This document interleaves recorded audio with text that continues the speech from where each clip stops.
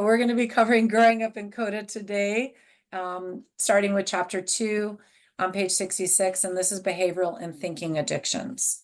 So while substance addictions are often more obvious and clearly destructive forms of avoidance, there are many rival avoidant patterns that can be both hindering and preventing recovery from codependency.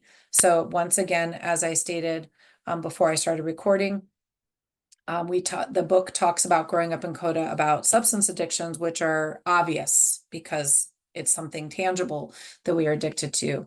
But we often have addictions that we don't think of, including compulsive engaging behaviors and some mental habits that are considered addictions too. So identifying and addressing some other avoidant patterns can be challenging, since under ordinary circumstances in our everyday life, many appear to be superficially innocent, socially acceptable, or even positive and applauded. So differentiating normal and avoidant behaviors. So when you think of these, some behaviors are perfectly normal, and then some become avoidant, which help us, which prevent us from furthering our recovery, right? So as with the use of substances, there are a few key ways to differentiate when a behavior is within a normal range or is a destructive avoidant pattern. Here is a very limited list of potential red flags that a behavior is avoidant. So I challenge you as I read these to think of if you might possibly have some of these that could use attention. So the first one is powerlessness. So if we are powerless to start, stop, or manage a behavior at will, or if we engage in a behavior at inappropriate times or settings. Interferes with responsibilities. If the pattern prevents us from attending to our primary responsibilities, for instance, if we don't feed our children lunch because we're so busy like cleaning, and cleaning can be a compulsive activity. Quantity versus quality. So if we're engaging a particular behavior excessively, so we're exercising 3 hours a day or spending several hours scrolling social media. So that's a large quantity amount of time. Quality versus quantity. So as with the substance abuse, the quality of our behavior, rather than how much we're engaging in it, can be the most revealing. So does it involve feelings of urgency, secrecy, negative motivations? So the reason why we start doing this, right? Impact on relationships. Because one of the things that brought us to Codependents Anonymous is the desire for healthy and loving relationships. So if it's impacting our relationships, it says if loved ones, employers, colleagues, or others remark on a behavior as having a negative impact on them or our relationships. Negative consequences. If a behavior results in a job loss, accident, injury to us or another, legal or criminal consequences. And troublesome feelings, feelings of shame, rage, or depression, or simply our gut bugging us as we engage in this behavior. So all of these are just a very quick list of potential red flags when we're doing a behavior that might be avoidant. And remember, when we are avoiding, we are preventing furthering our recovery. So on page 69, in Growing Up in CoDA, there's a list of possible compulsive behaviors. Compulsive behaviors can be as powerful as addiction to substances. So here's a very limited list. I'm not going to read this word for word. I'm hoping you can see my screen clearly. But I know for me, when I was reading this chapter and studying it, I was surprised at how many compulsive behaviors that came up for me. So I will share with you some of the ones that I listed. Work, busyness, social media.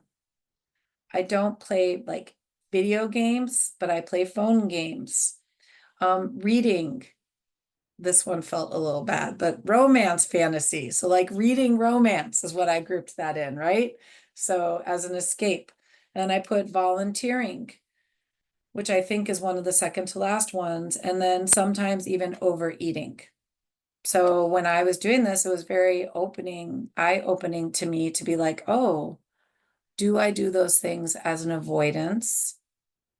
And yeah, sometimes I do, right? Sometimes I'm doing it because it's short and fun and it's appropriate, but then when it's like hours have gone by, then that becomes avoidant.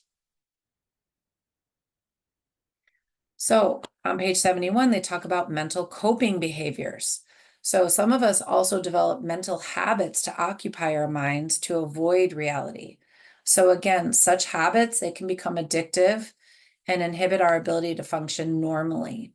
So if we're talking about these, and if I I want you to be able to read, but I'll share some of mine. Isolating, mentally checking out, fantasizing for myself. In particular, when I want to start having a new relationship, be a friendship or a romantic, I will often like fast forward and make up a story about it. Like, oh, it's going to be amazing. And next thing you know, we're like 5 years in the future when I've known someone for 5 minutes. And so that's a coping and an avoidance strategy. Replaying or looping conversations, blaming, and then compulsive mantras. Like sometimes when I'm really feeling myself spiral, I might start like saying to myself, I am worthy, I know I'm worthy. Like, and that is good to an extent. And then it becomes like unhealthy and avoidant when it goes on for too long. So what the reason why I chose this topic today was because for me, it was really kind of eye-opening when I was doing my book study last week for the Growing Up in CoDA. I was like, dang, I've been in CoDA for over 2 years. And if this was eye-opening to me, then maybe it's eye-opening to others. And so I just wanted to begin a conversation with yourself, if you will, to think when you are doing these things, am I doing this with a positive intent that's going to last for a short amount of time, or am I doing this for a reason to be like avoidant and avoid actually thinking about what's going on, avoid doing the work that needs to be done? Because we all know doing the work is not easy. And so, but it is worth it in the end. So knowing that we're recording still, but I'm happy to open it up for if anyone would like to share on this topic, if they feel comfortable, you can leave your name out. And if no one wants to unmute and offer up information on the topic, we can move on with our meeting. Would anyone like to share anything?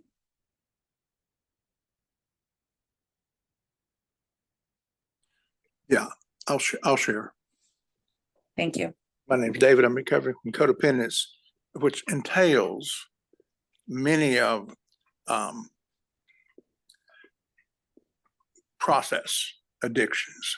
That's another name for these behaviors. So for me, I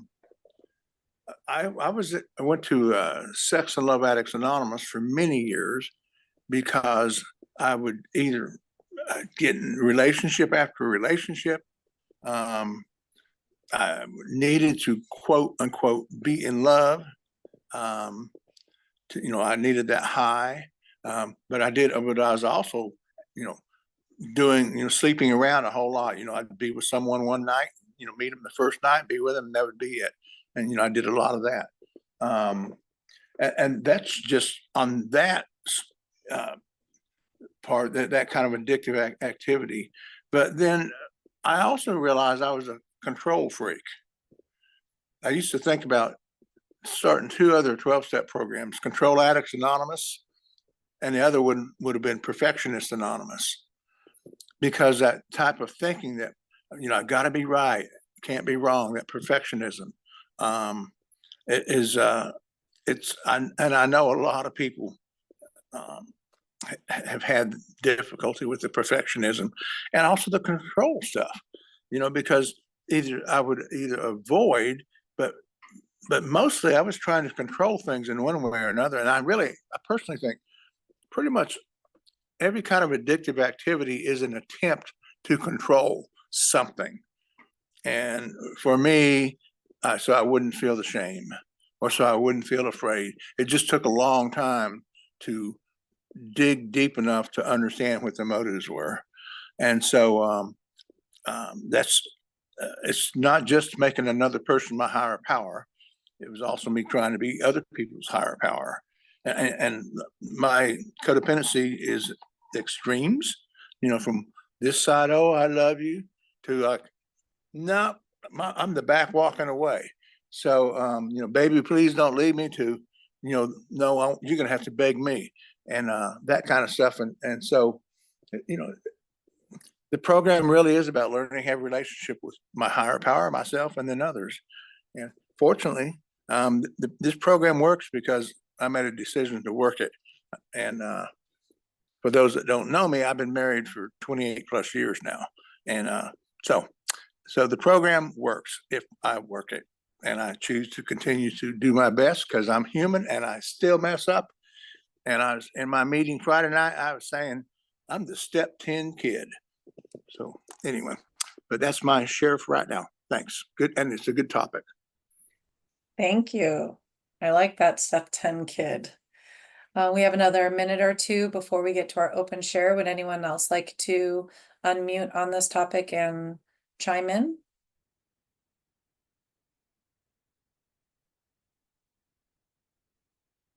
Okay, well, thank you all for listening to this as today's topic. And as I stated at the beginning, I highly recommend the Growing Up in CoDA book. And I really was avoidant for inner child and reparenting work, if we're being honest.